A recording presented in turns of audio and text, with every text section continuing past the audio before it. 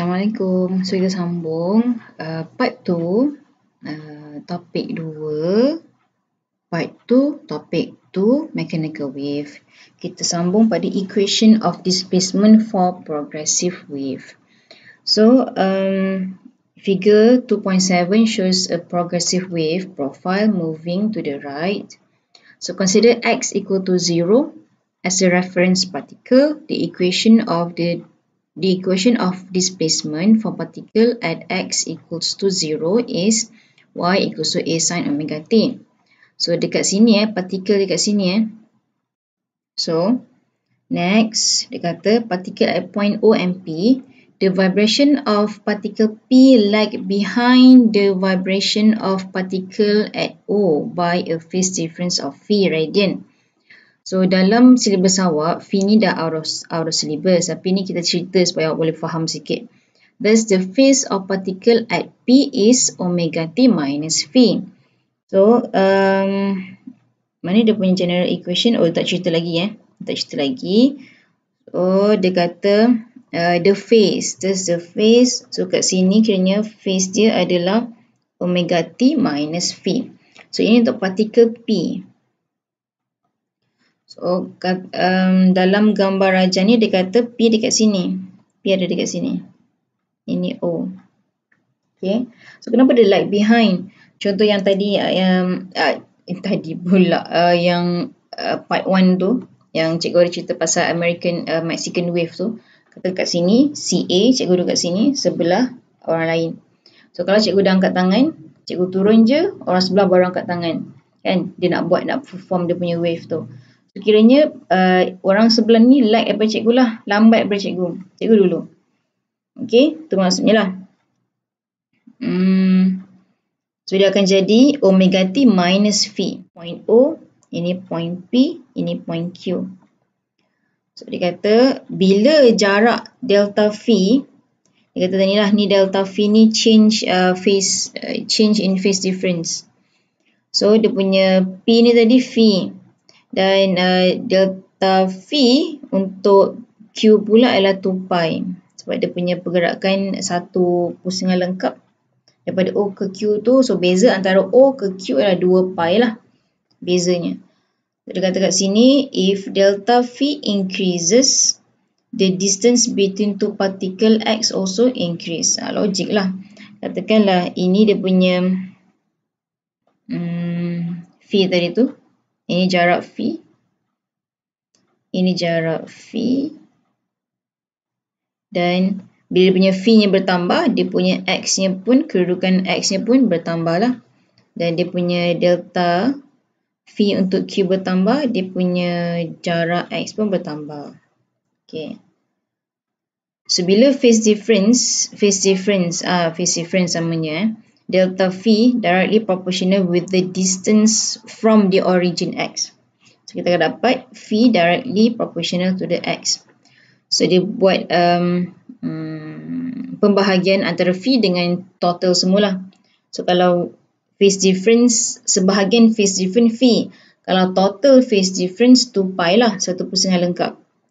Dan pergerakan yang tadi tu katakan O ke P, jaraknya in terms of distance adalah X. Tapi kalau satu pusingan lengkap, dia punya jarak X itu adalah lambda. So, dapat V equals to 2 pi over lambda darab dengan X. So, kat sini kita simplifykan V equals to Kx. Which is K ini adalah 2 pi over lambda. So, itu yang kita dapat K tu. Kita nak tunjukkan macam mana dapat K. 2 pi over lambda. Dia punya constant lah kiranya. Propagates to the right. So, kita kalau right ini kita buat tolak. Ya, betul. Y equals to A sin omega t minus Kx plus V. Tapi dalam silibus awak, V ni dah tak ada belakang ni. So, kita punya equation adalah Y equals to A sin omega t minus Kx. So, kalau minus ni maksudnya wave tu propagates to the right. Propagates to the right. Buruknya handwriting. Tak apa. Kemudian kalau wave tu propagates to the left pula, ini sepatutnya ini salah. Tambah. So ini pun sama, V kat belakang ini tak ada. Harus syllabus dah, untuk syllabus awak PDT. So dia kata X, ikutlah, nak buat XT ni pun boleh, tak nak buat pun tak apa. Awak nak tulis Y sahaja pun boleh, tak ada masalah.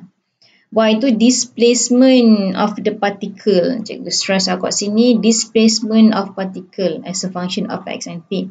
So X kat sini, XT ni maksudnya dia dalam function X dan juga T lah. A besar, amplitude of the wave, omega is angular frequency ataupun angular velocity ataupun angular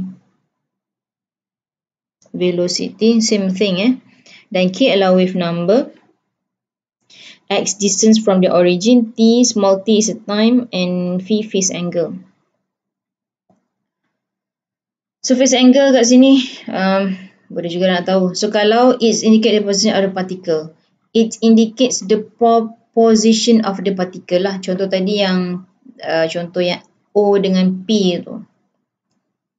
So at distance X equal to 0 in the wave when the time is 0. If the displacement Y is 0 at X equal to 0, T equals to 0, then the phase angle phi equal to 0. Itulah maksudnya permulaan the beginning tu lah. Displacement graph of the wave, displacement graph. So dia punya equationnya Y equals to A sin omega T minus KX. The displacement Y varies with time T and distance X. So graph of displacement Y against distance X. This graph shows the displacement of all the particles in the wave at any particular time. So Y equals to A sin omega T minus KX. Minus ni maksudnya apa? Dia vice versa. So minus maksudnya wave itu bergerak ke arah kanan. So Y A sin omega T minus KX. So kat sini dia kata at time T0, maksudnya pada permulaan masanya lah. So kat sini at T0 dia substitute T0 dalam kat sini, so dapat kosong lah kan. So dapat A sin negatif KX. So dalam trigonometry punya rules, kalau bracket dia ni ada negatif, so negatif ni boleh put outside. So Y equals to negatif A sin KX. So macam mana bentuk grafnya? Bentuk grafnya yang pertama ni lah, yang ni. Graf negatif sign, graf ini. So graf negatif sign, so dia start pada kosong, okay, dia bergerak. Kemudian cakap apa lagi? So this graph shows the displacement of any one particle in the wave at any particular distance x from the origin. For example, Y equals to A sin omega T minus KX. For the particle at X equal to 0, so macam nak buat? Masukkan saja kosong kat sini, so kita akan dapat Y equals to A sin omega T. So kalau functionnya ini, kita hanya ada function in terms of T sahaja, dalam bentuk T sahaja, so bermaksud graf kita adalah graf Y against T. Tadi cikgu lupa nak highlight. Kalau yang tadi kita masukkan T kosong, bila masukkan T kosong, equationnya akan jadi Y in terms of X sahaja. So dia akan jadi graf Y against X. Dia ada dua graf, dia ada YT, ada YX. So dia mesti salah satu kosong. Yang tadi okey dah masuk, kita akan dapat graf. Kita akan dapat graf ini positive sign lah. Ini graf positive sign. So grafnya graf sign sahaja.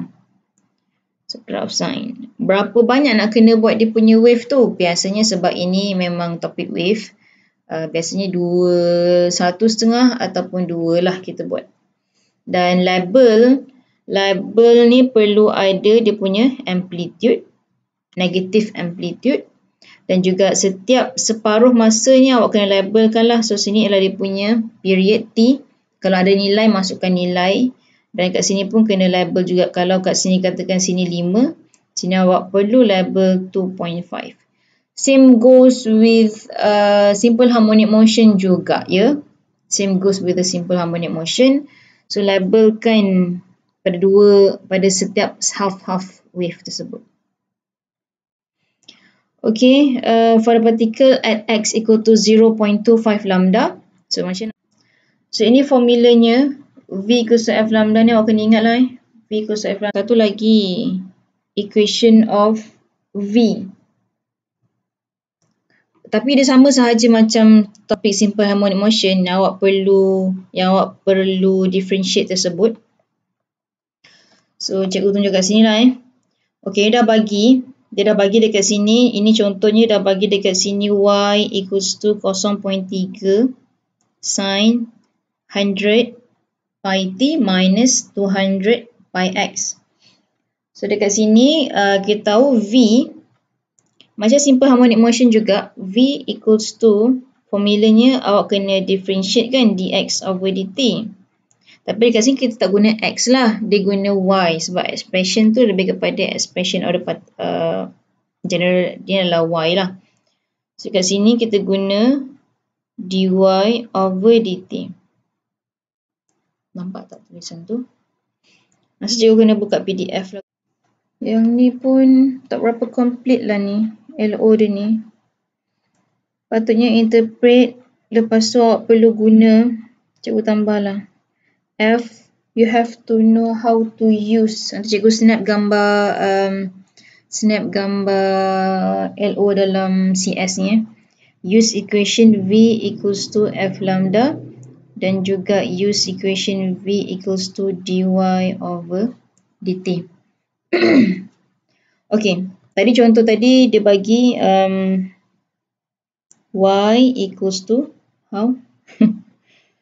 0.03 sin 0.03 sin 100 pi t minus 200 pi t minus 200 pi t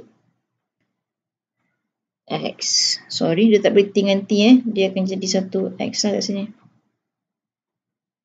X. Okay, boleh baca kan walaupun my handwriting is so ugly. So dekat sini V sama dengan dy over dt. Kita hanya perlu differentiate equation y with respect of t. Maksudnya term yang ada t sahaja. Tapi sin tu pun kita kena differentiate juga. So 0.3 adalah, so kat sini kalau ikutkan 0.03 adalah dia punya constant. Tulis balik semula. Sin differentiate akan jadi cos. So yang dalam bracket ni salin sahaja semula 100 pi t minus 200 pi x. Tetapi ingat, ini awak baru differentiate cos. Dalam cos ada function t juga. So awak kena differentiate dalam function itu. So dalam function yang cikgu cakap ni maksudnya inilah, function inilah ni. Function ini.